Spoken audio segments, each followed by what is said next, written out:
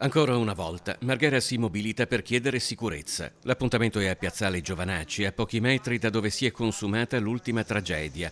Un uomo ucciso a coltellate e un altro ferito. L'ennesimo atto criminale, si legge in un volantino del comitato Marghera Libera e Pensante, di una sequenza che pare senza fine. Il corteo percorre via Ulloa ed entra nel sottopassaggio ferroviario della stazione di Mestre, uscendo all'altezza del binario 1, a breve distanza da quella via Piave che rappresenta un altro punto critico del comune di Venezia, per tornare poi indietro attraverso il sottopasso ciclopedonale, luoghi simbolo di un disagio diffuso. Nell'arco dell'ultimo mese, mese e mezzo abbiamo avuto 2 omicidi, quello di Jack che era alla fine di settembre, quello che è successo l'altro giorno, la settimana precedente, sabato scorso, abbiamo avuto un assalto a degli operai che stavano ritornando in fase serale all'interno del sottopasso. Dalla giunta comunale dicono che è tutto sotto controllo da 9 anni e vediamo che tutto sotto controllo da 9 anni non è.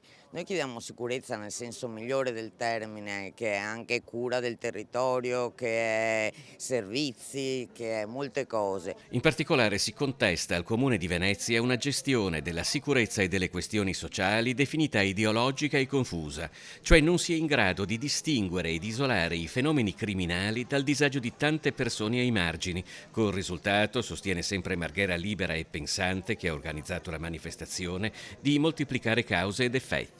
Attualmente ritengo che la sicurezza sia un fattore fondamentale nel poter resistere, nell'abitare qui. La gente non si sente più tranquilla di uscire, neanche durante, non so, tardo pomeriggio non si esce. Si vengono a bucare sotto casa, ho visto io sotto casa mia, si danno le dosi senza avere ritegno di nessuno, non hanno paura assolutamente. È un quartiere molto più vivibile di adesso. Adesso ci abita nostra figlia e Tanti anni fa c'erano le bande che andavano ad appartamenti, cioè ti rubavano in casa, però aspettavano che tu andassi via. Oggi ti entrano in casa con la gente dentro e magari te le danno anche. Vogliamo ancora che la città torna come era 40 anni fa, 30 anni fa. Speriamo che si svegliano di fare pulizia della questa città.